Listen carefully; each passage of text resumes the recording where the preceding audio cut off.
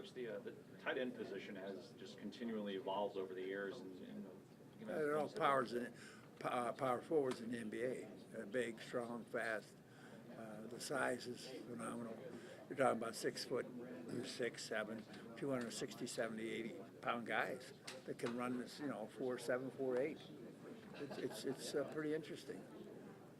When you see how it's become, for some teams, it's almost a marquee position. That wasn't always the case historically. What's your take on that? It is, yeah. I think if you got a good tight end, most of the tight ends, everybody concentrates on the fact that you got to be a receiver. True tight ends do both. They block and receive, and that's what I enjoyed so much. I mean, I enjoyed blocking a defensive end and opening a hole as much as I did catching a pass or a touchdown. And I think that's kind of a lost art now, that they don't call on them to do that too much anymore. But everything now is spreading the defense and taking advantage of mismatches. So you're talking about tight ends going to be on a strong safety or a linebacker, the way they split them out. So it's a pretty good mismatch. I'm not sure how familiar you are with Tyler Eifert over at Cincinnati, their first-round pick. Have you gotten a chance to see him play at all? He's a good player. I watched him the other night. He's a good player. I know they're real excited about him. That's another young team that's going to be pretty good, I think.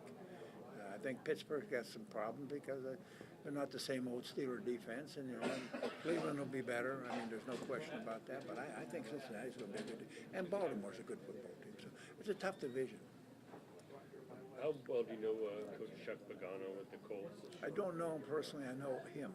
I mean, to know him, and I know what he's gone through, and I really respect his courage and commitment, and also the organization's courage and commitment to him, and the way the players responded. I think it's just a lot of people might not think it's a great story. I think it's a great story. I think that great stories in sport are more about scoring touchdowns or winning games. It's about the people, and Chuck's a great guy. And I think you saw that with his football team, the way they rallied around him, the way the community and the city rallied around him, and the organization. I think that's all. Listen, guys, that's the stuff you make movies about.